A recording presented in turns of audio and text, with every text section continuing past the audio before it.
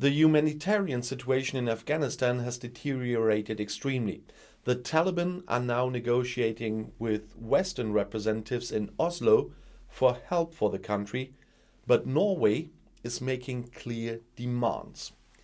In its talks with the radical Islamic Taliban in Oslo, the Norwegian government wants to make pledges of humanitarian aid conditional on the fulfillment of conditions.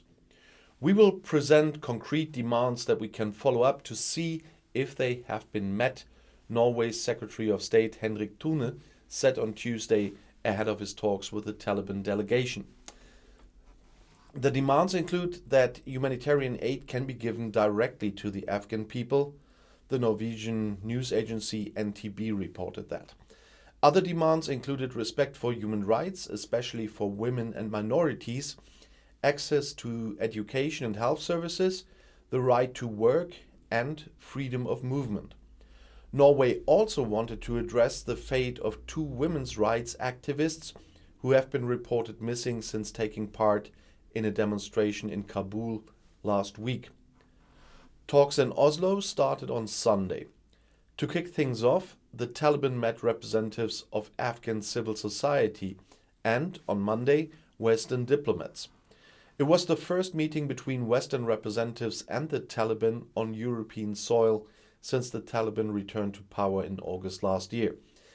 The humanitarian crisis in Afghanistan has escalated dramatically since the Taliban took power. According to the United Nations, around 55% of Afghans suffer from hunger. In view of the crisis, the UN Security Council decided in December to enable humanitarian aid for Afghanistan. However, the aid should not fall directly into the hands of the Islamists.